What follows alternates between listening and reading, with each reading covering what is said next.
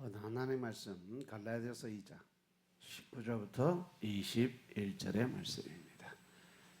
갈라디아서 2장 19절부터 21절의 말씀.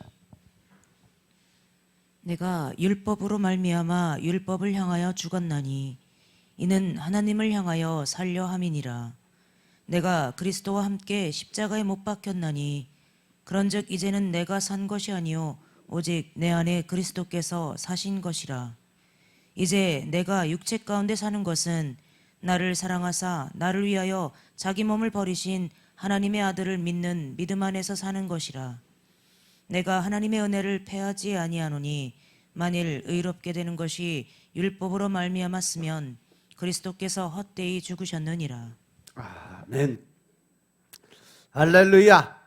우리 하나님 참 좋으신 하나님이십니다. 아멘. 지금 이 시간도 하나님의 은혜와 평강이 여러분들과 여러분들의 가정과 직장과 사업장 그리고 여러분들 자녀들까지 하나님의 은혜가 흐르고 넘치도록 채워지길 주의 이름으로 축원합니다. 아멘. 자, 우리 따라합니다. 나는 예수님 안에서 모든 사람들을 이해하고 용서하고 사랑하겠습니다. 자, 우리 선포의 기도 드립니다. 나사렛 예수의 이름으로 명하노니 내 안에 가난의 영, 채무의 영은 떠나갈지어다. 내 앞에 하나님의 축복을 가로막는 모든 악한 영들은 속히 떠나갈지어다. 내 죄로 인하여 나를 떠나갔던 모든 영권, 인권, 물권은 속히 회복되어 돌아올지어다.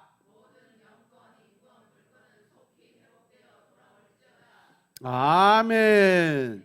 우리 안에 있는 가난의 영, 채무의 영은 떠나가고 이제 우리에게 있던 모든 빚은 다 청산된 줄로 믿습니다. 하나님의 축복을 가로막는 모든 악한 영들 다 떠나간 줄로 믿습니다. 또한 우리가 지은 죄를 통해서 우리를 떠나갔던 영권, 인권, 물권의 모든 권세들이 다 회복되어 돌아온 줄로 믿습니다. 아멘. 오늘은 갈라디아서 2장 19절부터 21절의 말씀 가지고 하나님의 아들을 믿는 믿음 안에서 사는 것이라는 제목으로 말씀 나누겠습니다. 자, 따라합니다. 하나님의 아들을 믿는 믿음 안에서 사는 것. 아멘. 오늘 이 본문의 갈라디아라는 지방이 터키의 이 중부 지방에 있는 것이 바로 갈라디아 지방이에요.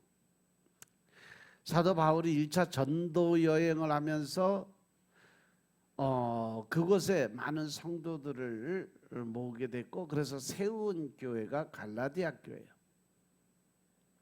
자기가 개척한 교회라서 그런지 사도 바울도 무척 많은 사랑과 애정이 있었던 그런 교회예요. 그런데 그 교회에 좀 문제가 생겼어요. 사도 바울이 없는 사이에 외부에서 다른 사람들이 와서 복음을 전했는데 다른 복음을 전해요. 그때 당시에 신학교가 없어서 신학교에서 신학교육을 받은 목사들이 없었어요. 그냥 은혜, 즉 성령의 임재를 통해서 능력과 권세가 오고 입술이 열리는 그러한 시대였었어요. 그래서 교회는 평신도들이 지켰고 종종 그것을 지나가는 선생들이란 사람들이 지나가다 들으게 되면 그 사도들이나 선생들이 설교를 해주는데 그 설교를 들어보기 전에는 그 사람이 어떤 사람인지 어떤 생각을 가지고 있는지 어떤 것을 주장하는지 알 수가 없던 그런 시절, 이런 거짓 선생들이 갈라디아 교회에 들어와서 문제를 일으켰다는 거예요.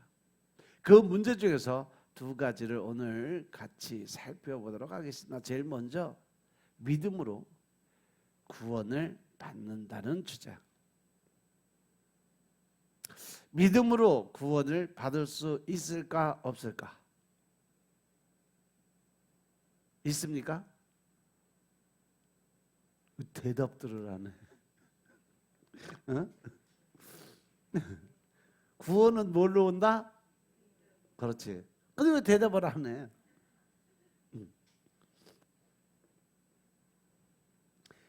믿음으로 구원을 받는다, 못 받는다.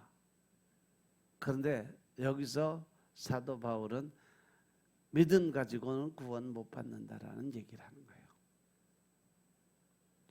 거예요. 여기서 믿음이란 것은 사도 바울이 이야기하는 믿음은 유전적인 율법을 믿는 믿음이에요.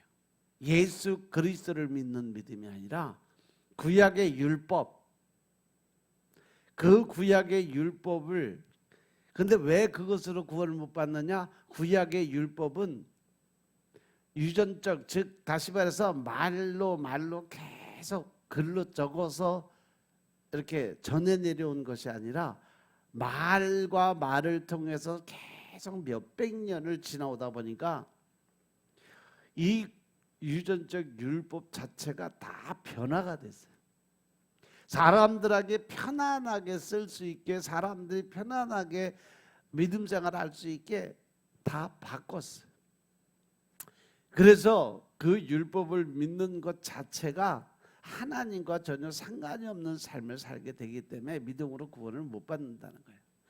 여기서 믿음은 예수님을 믿는 것이 아니라 유전적인 율법, 즉 변질된 율법을 믿기 때문에 구원을 못 받는다, 이렇게 얘기하는데, 지금 사도 바울을 통해서 하나님이 주신 말씀은 변질된 사람들의 소리를 들으면 구원을 못 받는다는 거예요. 예수님의 말씀, 즉 성경 말씀을 통해서 예수님을 믿게 될 때 그 구원이 진짜 구원이다라고 그랬어요. 갈라디아서는요, 미니 로마서라고 이야기를 해요. 왜냐하면 이신칭의 내용이 똑같이 나오기 때문에 그래요. 이신칭의라는 것은 뭐냐면 하나님이 인간을 의롭다 여겨주시고 그것을 통해서 우리가 구원을 받게 되는 것을 이신칭의, 이신득의라는 것은 우리가 예수님을 믿음으로 해서 하나님께 올려드린 그 영광의 삶 자체가 이신득의라고 얘기를 해요. 그래서 여기서는 이신칭의의 내용, 즉 하나님이 우리의 믿음을 보고 우리가 회개를 통해서 하나님과 관계가 회복되고 하나님의 뜻을 세워가는 그 모습이 아름답고 예쁘니까 내가 너희를 그렇게 구원을 해주겠다라고 말씀하신 것이 바로 이신칭의라고 이야기를 해요. 그런데 그것의 거짓 교사들의 가르침은 우리가 예수님을 믿어도 율법을 지키면서 살아야 한다는 주장. 아까 얘기했지만 이 율법은 유전적인 율법, 모세오경에 나와 있는 하나님의 모세에게 주셨던 율법이 아니라 변질된, 바뀌어버린 그러한 율법을 지키면서 살아야 구원을 받을 수 있다라는 주장이에요. 믿는 사람이 율법을 더 잘 지켜야 한다는 것이죠. 특히 할례를 받아야 한다면서 할례를 받지 않으면 구원을 받지 못한다라고 가르쳤어요. 이 갈라디아 지방은요, 이스라엘 지역이 아니었어요. 이방 지역이기 때문에 할례를 받지 않은 그 지방의 사람들이 너무 많았어요. 이들에게 할례를 받아야 구원을 받는 백성이 된다는 가르침은 믿음의 큰 걸림돌이 됐던 거예요. 즉 형식적인 믿음을 강조를 하니까 그 형식적인 믿음을 통해서 구원을 받아라 라고 가르치고 있다는 거죠. 그런데 그 사람들에게 이 할례라는 것은 엄청난 부담이에요. 할례를 받아보신 분들은 남자들이야 뭐 거의 이 할례를 받는 그러한 자리인데, 마취를 해도 엄청나게 통증이 심해요. 그래서 할례가 난지 8일 만에 유대인들은 할례를 하는데, 이것이 의학적으로 사람들이 가장 피부가 연약하고 통증을 못 느낄 때가 바로 난 지 8일 만에 그러한 일이 일어난대요. 그래서 이것도 하나님의 방법이고 또 의학적으로 과학적으로 이미 증명된 날짜가, 그래서 아기들 낳자마자 바로 수술해 주는 이유가 바로 그 할례의 의식을 행하는 것과 똑같아요. 아기들도 태어나자마자 바로 난지 8일 열흘 안으로 수술을 하게끔 이렇게 유도를 해서 해주는 거예요. 그때 해야 제일 통증이 없고 나을 때까지 아무 이상이 없게 되는데, 그런데 다 큰 어른들에게 마취도 없이 할례를 받아서 구원을 받는다는 가르침이 과연 옳은 것인가라는 거죠. 갈라디아서 2장 16절에 보시면 사람이 의롭게 되는 것은 율법의 행위에서 난 것이 아니다라고 이야기를 해요. 오직 예수 그리스도를 믿는 믿음으로 말미암는 줄을 아는 거로 우리도 그리스도의 예수를 믿나니. 할렐루야.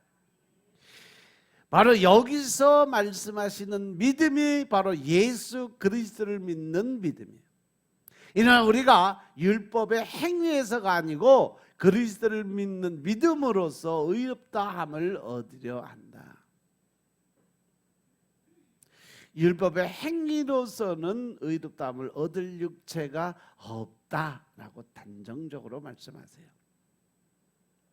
즉 다시 말해서 우리가 구원을 받고 의롭다 칭함을 받는 이신칭의의 삶은 이 유전적인 율법을 믿는 그 믿음, 변질된 그 율법을 믿는 믿음이 아니라 오직 예수 그리스도를 믿는 믿음으로 받게 된다는 거 명심하라는 얘기예요. 할렐루야. 의롭게 되는 일은 율법을 지키는 것으로 되지 않는다. 믿음으로. 어떠한 믿음? 예수 그리스도를 믿는 믿음, 복음을 믿는 믿음으로 의롭다 인정함을 받는 이신칭의 삶을 살 수 있다. 그 믿음은 바로 예수 그리스도를 믿는 믿음이라는 거예요. 세상에 죄가 없는 의인은 없습니다. 요즘 세상 참 어려워요. 과거에 브라질의 최고의 대통령이 있었어요. 룰라라는 대통령이죠.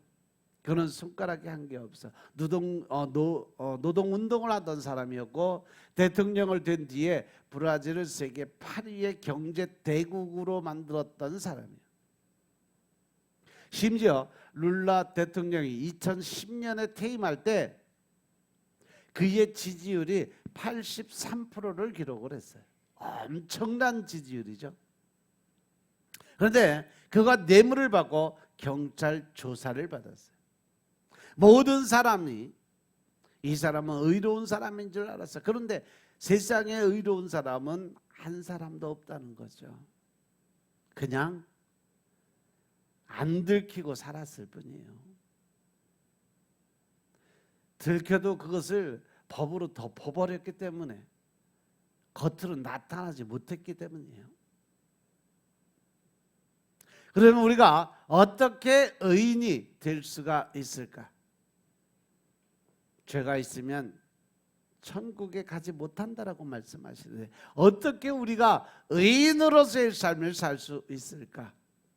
갈라디아서 2장 16절의 말씀처럼 그것은 우리가 율법을 행하는 행위가 아니라 그리스도를 믿는 믿음으로 의롭다고 하심을 받고자 했던 거죠. 율법을 행하는 행위로는 아무도 의롭게 될 수 없기 때문인 것임을 믿으시기 바랍니다. 아멘. 율법으로는 아무도 의롭게 될 수가 없어요. 어느 목사님이 귀한 아들을 하나 키웠는데 아들이 축구를 하다가 좀 다쳤어요. 그런데 원래 그 아들이 엄살이 100단이요. 가끔 애들 그런 애들 많이 있죠. 조금만 건드려서 아빠 죽는다고 떼굴떼굴 굴르는 애. 그런데 축구 끝나고 전화를 받았는데 아들이 됐든 그러더니 아빠 나 발가락이 부러진 것 같아요. 이렇게 얘기하더라고요. 그래서 병원에 데려갔더니 병원에 가도 의사 선생님도 보자마자 골절 진단을 내릴 수가 없는데 이 친구가 무슨 근거로 자기 발가락이 부러졌다고 그래나 생각을 해봤어요. 근데 집에 온 아들 보니까 목사님 보시기에 아주 멀쩡해 보이더래. 들어올 때까지는 씩씩하게 걸어 들어왔는데 들어와서 아빠를 보자마자 다리를 절기 시작을 하는 거예요.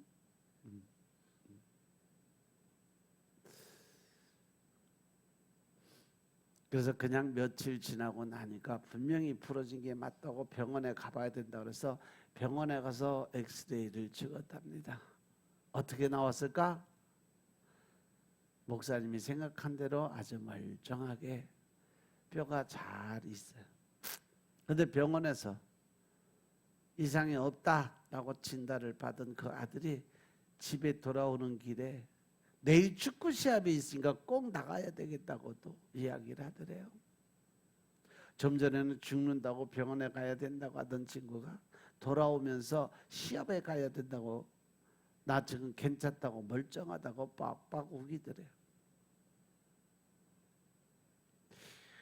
애들 키우다 보면 이런 애들 많이 있잖아. 그죠?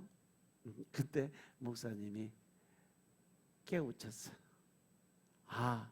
엑스레이가 약이구나. 뼈 부러진 데는 엑스레이가 약이구나. 엑스레이를 맞으면 뼈가 붙는구나. 이렇게 생각을 했대요. 과연 그 생각이 맞을까 틀릴까? 제가 왜 이런 말씀을 드리냐 하면 율법은 엑스레이 같은 역할을 하는 게 율법이에요. 엑스레이로 병을 고쳤다는 말은 들어본 적이 없어요. 그냥 엑스레이가 하는 일은 뭐예요? 뼈가 부러졌나 안 부러졌나, 여기 신경이 지금 막혔나 안 막혔나, 몸이 고장이 났나 안 났나 확인하는 것이 엑스레이도 뭐예요. 엑스레이를 쨘다고 해서 찍었다고 해서 뼈가 부러진 뼈가 붙는 역사는 없어요. 이와 같이 율법은 우리를 치료하자고 만든 법이 아니에요. 이 말씀 드리려고. 이게 죄고 이렇게 살면 안 되고 어떤 게 선이고 어떤 게 악인 것인지 보여주는 것이, 알게 해주는 것이 바로 율법인 것임을 깨달으시기 바랍니다. 선과 악의 구분점을 할 수 있게 만들어 놓은 것이 바로 율법이에요. 이 율법에 의인을 만들지 못한다는 거죠. 율법이 사람을 치료하지 못한다는 사실을 깨달으라고 주시는 말씀인 것임을 깨달으시기 바랍니다.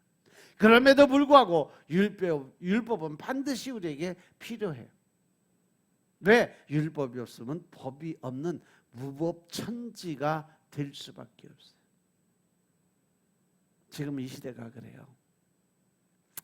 옛날 미국 서부가 그렇게 살아서 총 한 자로면 곧 네 마리 법이 됐어요. 총 잘 쏘는 사람, 빠른 사람, 그런 사람들이 다 법 위에 올라서서 살았어요. 총 들고 나가면 그냥 그 사람이 법이에요. 총 든 사람 마음대로 하던 땅이 바로 미국의 초기 나라의 모습이었어요. 그래서 법이 있어야 안전하게 살 수 있는 겁니다. 그런데 그 법조차도 땅에 떨어져 버리면 모든 사람들은 다시 악의 구렁텅이로 빠질 수밖에 없다는 거죠. 그런데 중요한 것은 그 법으로 의인을 만들 수는 없는 거예요. 그래서 법이 자꾸 변질이 되는 거예요. 사람의 생각으로 가니까. 그러면 죄는 어떻게 씻을 수 있을까? 교도소 가면 될까요? 여러분, 교도소에서 출소하신 분을 의인이라고 부르는 사람이 있을까요? 전과자라고 부르죠. 왜 의인이라고 부르지 않을까? 교도소에서는 죄값을 치러도 그 죄가 완전히 씻겨 나가는 것이 아니기 때문에 그렇습니다. 그 죄가 완전히 씻길 수 있는 방법은 오직 하나, 예수 그리스도를 믿는 믿음을 통해서 우리가 회개의 기도를 통해서 죄 사함을 받아야 우리가 완전히 씻고 의인이라 칭함을 받으시기 때문입니다. 그래서 필요한 것이 바로 뭐냐? 하나님께서 주시는 은혜입니다. 내 힘으로 죽었다가 깨어나도 안 돼요. 하나님의 주시는 은혜 안으로 들어가야만이 해결될 수 있는 문제입니다. 누가 내 죄를 용서해주고 의인이라고 불러주기 전에는요, 우리는 죄 때문에 의인이 될 수 없고 그 죄 때문에 천국에 갈 수도 없다는 사실 명심하시기 바랍니다. 그 은혜는 예수님을 믿는 믿음으로만 받을 수 있다는 사실 깨달으시기 바랍니다. 예수님을 믿는 믿음으로 구원받은 저와 여러분들이 될 수 있기를 주의 이름으로 축원합니다. 아멘. 두 번째는 내가 죽고 내 안에 계신 예수님으로 살아가야 된다. 아멘.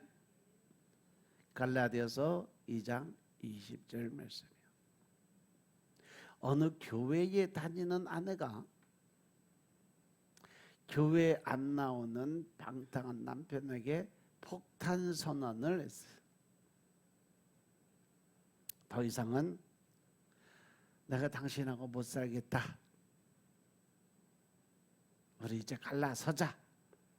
이혼하자. 그래서 그 남편이 깜짝 놀라서 아내에게 그러지 말고 다시 한번 생각해 보자. 우리 대화로 풀어보자 라고 이야기했어요. 그런 남편에게 아내가 그러면 마지막으로 당신이 우리 교회 목사님에게 가서 상담 한번 하고 그리고 오라고 남편을 혼자 교회로 보냈어요. 아니 같이 살면서도 사람 못 만들면서 목사에게 하루 보낸다고 해서 그 사람이 변화가 될까? 네?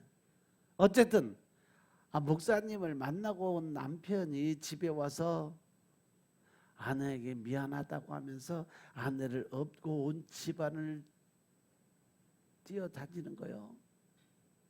아내는 너무 기뻐서 남편에게 물어서 목사님이 당신이 뭐라고 했기에 이렇게 나를 업어주고 이렇게 등에 업고 다니냐고 물었어요. 그런 아내에게 남편이 이렇게 대답을 하더랍니다. 목사님이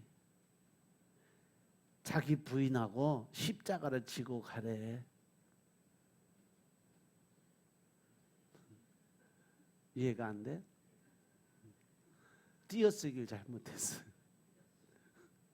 자기를 부인하고 자기 십자가를 지고 가라고 이야기를 했는데 이 얘기를 자기 부인하고 십자가 지고 가랬다고 자기 부인을 업고 다니는 거예요.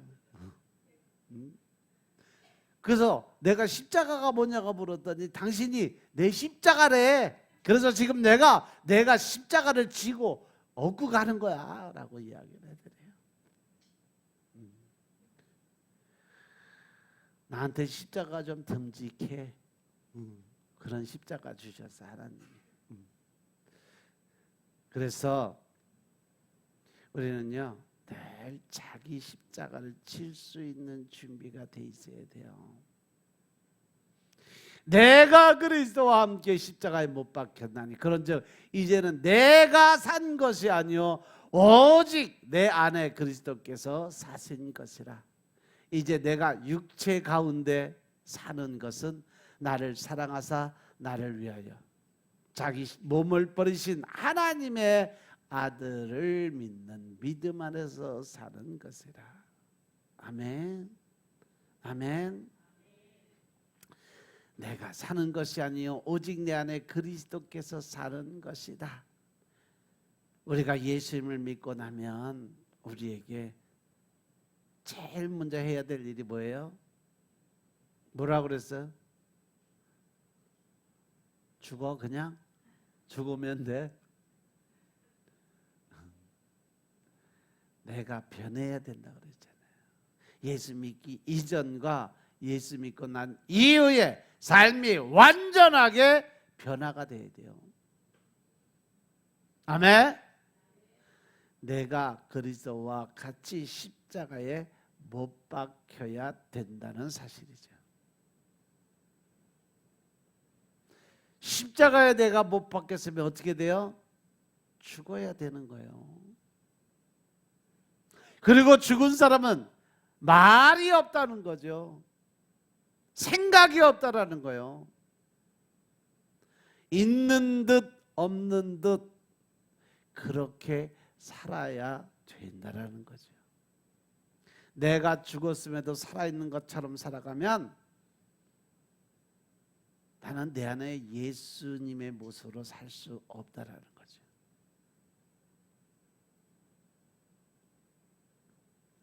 여러분 2011년도인가 한 15년 전에 문경 채석장 십자가 사건 여러분들 기억하시죠? 자기 혼자 스스로 십자가 짊어지고 자기 손에 못 박고 발에 못 박고 그러고 자살한 사람.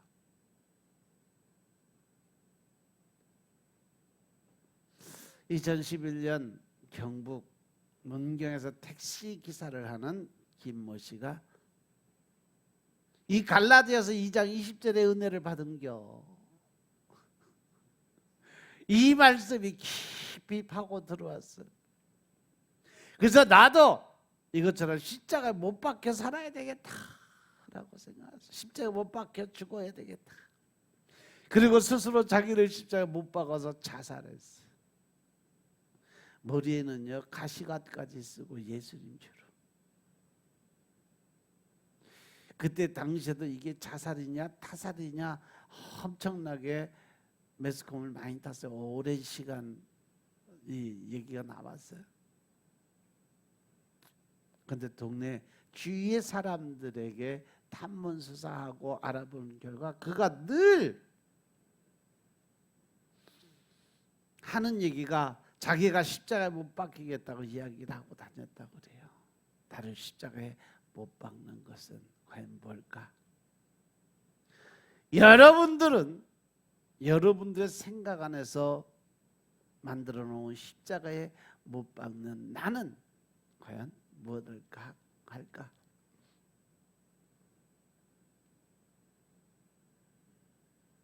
여러분들 한동대구 김영길 총장님 잘 아시죠? 그 사모님이 쓰신 갈대상자라는 책이 있어요. 총장님의 사모님인 김영애 사모님이 쓰신 책 갈대상자 안 읽었으면 꼭 한번 읽어보세요. 은혜가 엄청나게 흘러 넘칩니다.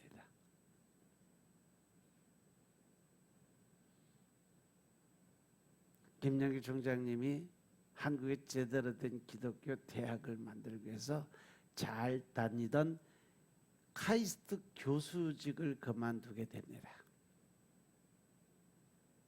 김영길 총장님의 모토가 뭐냐? 공부해서 남주자.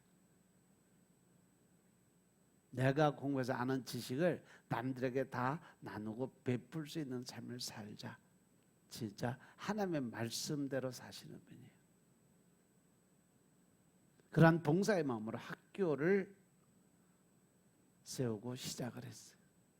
하나님만 믿고 학교를 시작했는데 온갖 모함을 초창기에 한동대학교 엄청나게 말이 많았어요. 진짜로 그 하나님의 교회를 세우니까 세상의 모든 사단 마귀들이 다 덤볐어요. 그래서 온갖 모함을 다 당하고 억울한 누명을 쓰고 결국 김영길 총장님 감옥까지 갔다 왔어요. 구치소까지 들어갔다 왔어요. 그해 5월 15일 날 스승의 날 김영길 총장님 감옥에 있는데 한동대 학생들 1,800명이요. 버스 약 한 30여 대를 타고서 면회를 왔어. 워낙 많은 인원이 갔으니까 면회실에 들어가 보지도 못하고 학생들이 감옥 담벼락 뒤에서 스승의 은혜를 불렀다고 그래요. 1800명이 불렀으니까 엄청 큰 소리가 나왔겠지. 갈대상자 안에 나온 이야기예요. 근데 그 갈대상자 안에는요, 아주 그때 당시에 힘들고 어려운 이야기들만 쫙 썼는데 그 안에서 하나님이 일하시는 부분들을 강조해서 포인트를 찍어놨어요. 한 번이라도 돈 때문에 마음 졸이지 않고 발 뻗고 자기 한 일이 없고 그저 하나님은 무릎을 꿇고 기도드리고 한동대 후원회인 이 갈대상자가 한동대 후원의 이름이에요. 후원 가족을 모으기 위해 이리저리 뜀박질한 이야기들.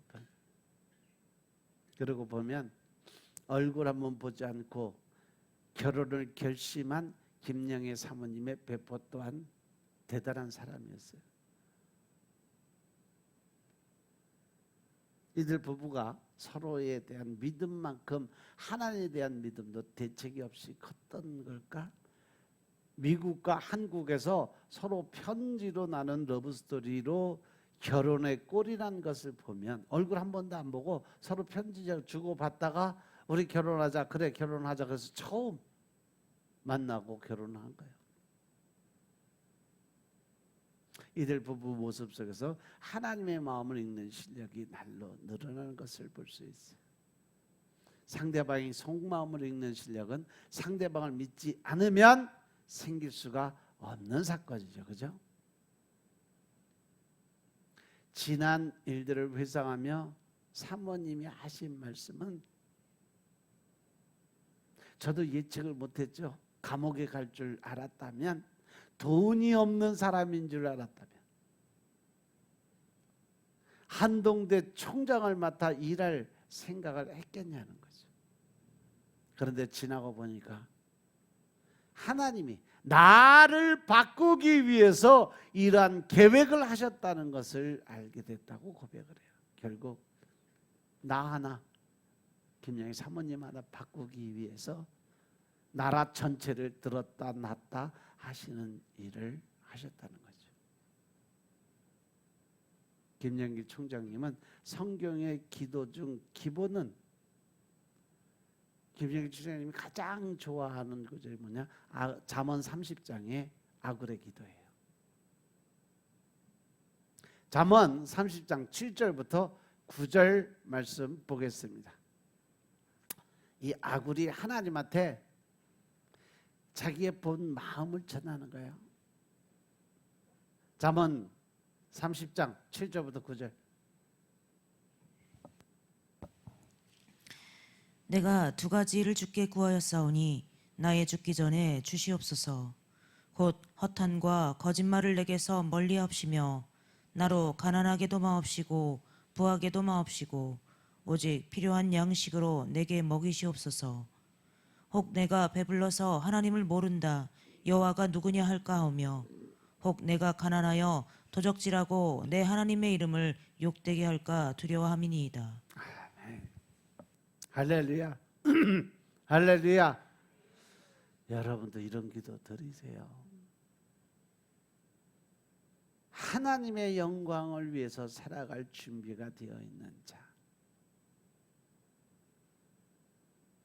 남에게 해코지 않게, 그러면서 가난하지도 않고 부자가 되지도 않고 그냥 그날 기쁨으로 먹고 살 수 있는 그러한 마음.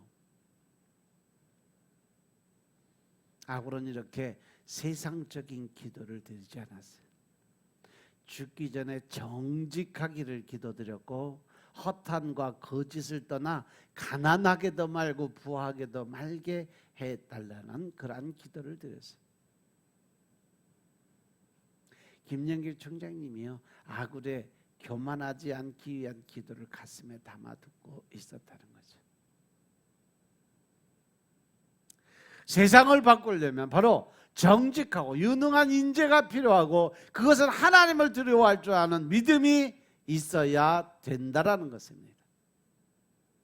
한동대 총장 취임 2달째부터 물질에 대한 맹훈련이 시작이 됩니다. 말로는 하나님을 사랑한다고 하지만 실제로 돈을 더 사랑한다고 할 수 있어요. 그건 돈을 좋아했다는 것보다 돈의 위력을 믿었다고 할까요? 결국 돈이 없었기 때문에 사람과 돈에 기대하지 않고 오직 하나님만 기대하게 만들고, 학교 학생들조차도 하나님께 의지하며 함께 기도드리는 풍토가 됐다라고 고백을 합니다. 김영길 총장님은요, 돈에 대해서 엄청나게 자유한 사람이었어요. 그만큼 그 집안이 가진 게 많았었다는 얘기예요. 그래서 오히려 돈에 자유했지만 그건 풍족해서 감사하는 것을 몰랐던 것뿐이지, 돈의 주관자가 하나님이라는 절대적인 믿음이 있었던 것은 아니에요. 그래서 학교를 운영하면서 궁극적으로 돈이 없어서 돈에 자유한 사람이 됐어요. 이 제기 사건은 어느 신문사에서 학교 총장을 비난하는 성명서가 광고로 나가게 됐어요. 한동대 초기에 한동대학교가 세워지지 않게 그 학교 무너뜨리려고 비판 세력이 엄청나게 활동을 많이 했었어요, 그때. 그래서 아내인 김영희 권사님은 억울하고 불해서 내일 아침 신문에 대문짝에 한동대 이 김 총장의 사건, 모함의 사건들이 엄청나게 광고가 나가고, 내일 아침 이제 학교 문 닫을 그 정도까지의 엄청난 사건이 보도된다는데, 남편은 김영길 총장님은 코를 골면서 잠만 자더래요. 편안하게. 김영희 권사님은 남편에게 당신은 속도 없습니까? 내일이면 우리가 이 나라의 사기꾼으로 전체적으로 광고가 나가는데 억울하지도 않습니까? 하지도 않은 일 당하고 있는데. 그러자 김영길, 그때 당신 장로님이었어요. 이 장로님이 벽에 있는 액자를 보라고 손가락질 해주더래요. 그 액자에 걸려있는 말씀이 바로 갈라디아서 2장 20절의 말씀이었어요. 내가 그리스도와 함께 십자가에 못 박혔나니 그러지 이제 내가 사는 것이 아니라 오직 내 안에 그리스도께서 사신 것이라. 할렐루야. 그리고 총장님이 뭐라고 얘기했냐면, 죽었잖아. 우리는 예수님과 같이 십자가에 못 박혀 죽은 송장이고, 죽은 송장이 명예훼손 됐다고 벌떡 일어나는 시체 봤냐? 그러시더래요. 그리고 욕은 내가 먹는데 왜 당신이 더 난리를 치냐? 잠이나 자라 그러고 뒤돌아서더니 바로 코 골고 또 자더래.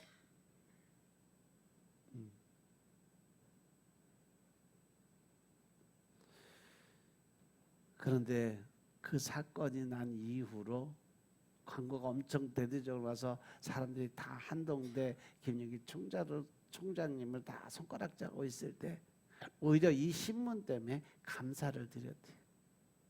왜? 생긴 지 1년밖에 안 된 학교를 내 돈도 안 들이고 이런 학교가 생겼다라는 것을 전국적으로 광고했잖아. 그거 광고, 전면 광고 한 번 때리면 몇 천만 원, 몇 억씩 들어가는 광고를 김영길이란 이름 하나 내놓고 그 사람 비판하는 글이 온 신문지에 도배를 하고 사람들이 신문 편지면 한동대밖에 안 보이는 거예요. 그래서 내 돈도 안 들이고 이런 학교가 있구나. 아, 이 학교가 기독교 학교구나. 결국 돈 한 푼 안 들이고 광고가 엄청나게 됐다는 거죠. 할렐루야. 할렐루야. 이렇게 시작한 것이 바로 한동대예요. 지금은 한동대가요, 전 세계적으로 따지면 서울대보다도 한동대가 한참 위의 레벨이에요. 그 정도로 하나님이 한동대학교 세워놔서 들어가기도 그만큼 힘이 들어요. 세상에 두 종류의 사람들이 있습니다. 남을 죽이는 사람, 자기가 남보다 조금이라도 더 잘나려고 발버둥 치고 다른 사람들을 밟아 누르고 쓰러진 사람의 등을 밟고 일어나는 사람, 남을 죽이고 내가 살려고 하는 사람들이 있어요. 그리고 반대 사람, 자기를 십자가에 못 박아서 죽이는 사람, 나를 죽인 사람이죠. 즉 어떤 사람은 저 사람 죽여입니다. 남을 죽여주는 사람. 반대로 나를 죽이고 주님을 의지하는 사람, 그 사람은 주여 믿습니다 하는 사람. 주여와 주여 차이가 엄청나게 커요. 은혜 받은 사람은 주여하지만 은혜 받지 못하면 죽여 이 소리가 나온다는 얘기요. 그래서 예수님을 제대로 믿게 되면 주여가 주여로 바뀌게 된다는 거죠. 믿습니까? 나는 어떤 사람입니까? 한번 돌아보세요. 주여를 부르는 사람인가? 주여를 부르는 사람인가? 김영길 총장님은 주여를 부르는 사람이었어요. 남을 죽이려 하지 않고 나를 죽이고 주여를 부르니까 주님께서 끝내 한동대학교를 세워주셨어요. 억울하고 괴로운 일이 있을 때 남을 죽여놓는 일 하는 사람이 되지 않길 주의 이름으로 축원합니다. 나를 죽이고 주님을 부르면 주님께서 해결해 주십니다. 믿습니까? 이것이 바로 믿음이라는 거예요. 내가 죽고 남을 살리시던 자리에 서는 것이 바로 믿음이에요. 따라서 주여를 부르지 말고 주여를 부를 수 있는 은혜 받는 여러분들 되시길 주님으로 축원합니다. 갈라디아서 5장 20절의 말씀을 보면 그리스도 예수의 사람들은 육체와 함께 그 정욕과 탐심을 어디에? 십자가에 못 박았느니라. 할렐루야. 갈라디아서 5장 24절.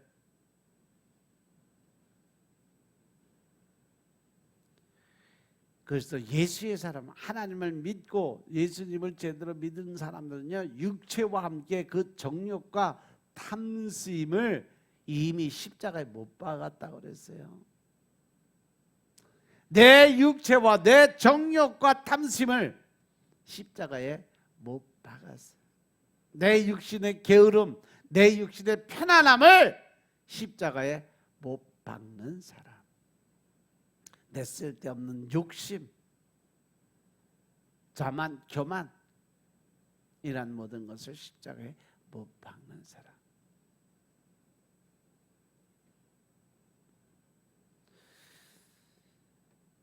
무슨 박았다가 뺄 수는 있는데 빼고 나면 뭐가 생겨요? 흔적이 남아요. 상처가 생겨요. 그러니까 이제는 못 박이 다시 뺄 거면 아예 박지도 말라는 거죠. 그래서 십자가가 없는 신앙을 가진 사람들이 많이 있어요. 교회를 다니면서도 십자가가 없는 분들이 있어요. 그럼 십자가가 뭐냐? 신앙 안의 십자가는 자기 부인이에요. 자기 부인. 또 아까 그 남편처럼 또 자기 부인한다고 업고 다니지 말고 내가 나를 부인하는가. 교회 다니면서도 자기 하고 싶은 나쁜 일, 욕심, 옛날적 습관 그대로 기도 다 하는 사람들, 하나도 바뀐 게 없으면서 거룩한 척 성스러운 척하며 하나님 앞에 가서는 늘 달라기만 하는, 복을 구하는 기도만 드리는 사람. 십자가가 없으면 그건 신앙이 아니에요. 기독교인들이 욕먹는 이유가 있어요. 그 마음속에 뭐가 없기 때문에? 십자가가 없기 때문에 그렇습니다. 자기 부인이 없어요. 자기 하고 싶은 대로 다 하고, 심지어 목사가 자기 분노를 참지 못해서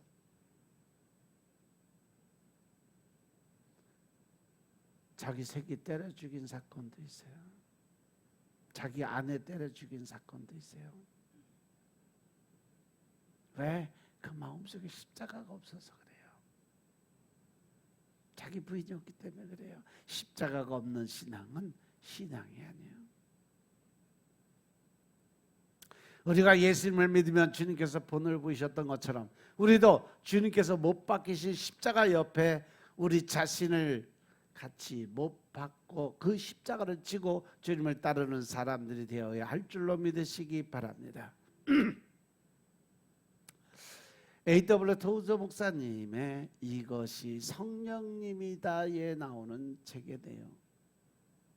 어떤 젊은이가 나이 많은 성도를 찾아서 묻더랍니다. 어르신, 십자가에 못 박힌다는 것이 무슨 뜻입니까? 라고 물었어요. 근데 이 어르신이 이렇게 대답을 합니다. 십자가를 지는 것은 두 가지 뜻이 있다네. 첫째, 십자가에 못 박힌 사람은 오직 한 방향만 바라보게 되는 거야. 바로 예수님만 바라보며 사는 삶을 살겠다라는 약속의 표적이다. 둘째, 십자가에 한번 달린 사람은 다시 돌이킬 수가 없다라는 거죠. 자기가 그 못을 뽑고 다시 내려갈 수가 없다라는 얘기예요. 그때부터 예수님을 주인 삼아 그분이 원하는 삶을 사는 것이 바로 십자가에 못 박힌다는 거야 라고 얘기했어요. 그 일례로 성경의 대표적인 인물이 바로 사도 바울이에요. 사도 바울은 자기를 십자가에 못 박고 그렇게 평생 순교할 때까지 살았어요. 여러분들은 어떠한 십자가를 지고 가고 있을까? 여러분들이 바라보는 분이 바로 예수님만 바라보고 가는지, 아니면 세상도 바라보고 환경 조건 따져가며 이 사람 저 사람 소리 들어가며 영적 무지 속에 혼란 속에 살아가는 것은 아닌지 이 시간 나를 돌아보시기 바랍니다. 십자가를 진 사람은요, 오직 한 곳만을 바라보고 자기 주인의 뜻대로만 살아가야 됩니다. 그것이 바로 십자가의 길입니다. 말씀 정리합니다. 늘 주님께서 십자가에 힘겹게 못 박혀 계신다는 사실 명심하시기 바랍니다. 예수님은 오늘도 골고다 산상으로 우리의 죄를 대신 짊어지고 오늘도 십자가에 못 박히고 있다는 사실 명심하시기 바랍니다. 나를 위해서 당하시는 고난인데 우리가 어찌 그 고난을 당연하게 여기며 살아갈 수 있겠냐는 거죠. 마땅히 그 옆에 준비된 내 자리. 그래서 우리는 늘 자기 십자가를 지고 주님을 따라가야 된다는 사실 명심하시기 바랍니다. 요한복음에 나오는 부자 청년의 비유처럼 내가 가진 모든 재산 다 팔아서 가난한 자들에게 다 나눠주고 너는 오직 말씀만 가지고 자기 십자가를 지고 나를 따라오라. 그러면 내가 구원을 받으리라. 그러더니 부자 청년이 뭐라고 그랬어요? 자기 가진 것, 돈과 명예, 세상 것이 아까우니까 근심하며 돌아갔더라.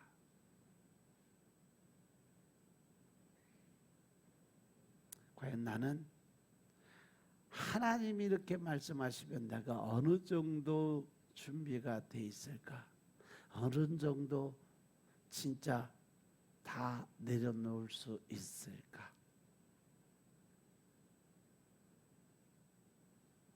우리가 가진 것은 아무것도 없다는 사실, 빈손으로 왔다 빈손으로 가는 것이 이 땅의 삶의 모습인 것임을 깨달으시기 바랍니다. 야고보서 2장에 나오는 것처럼 우리의 인생은 이 땅에 잠시 피었다 지는 꽃이고 안개와 같은 삶이다 라고 말씀하세요. 잠시 쉬었다 가는 그러한 처소라는 사실 명심하시기 바랍니다. 비전 시인의 소풍이란 시처럼 우리는 이 땅에 잠시 딱 하는 거요.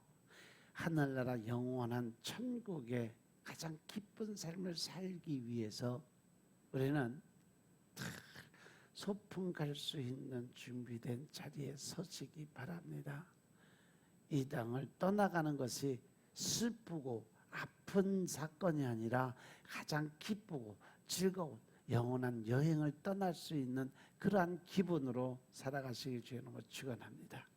그 자기를 부인하고 자기 십자가를 짊어지고 주님을 따르는 저와 여러분들이 될 수 있기를 주의 이름으로 축원합니다. 아멘. 기도드리겠습니다. 아버지 하나님 감사드립니다.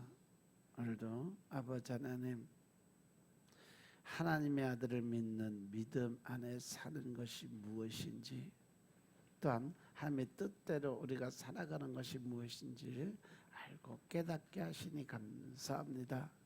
늘 신령과 진정의 마음 속에서 하나님의 뜻과 의를 세워가고 주님의 더 큰 능력의 삶을 살게 하시고 내가 죽고 내 안에 계신 예수님의 삶을 살게 하시니 감사합니다.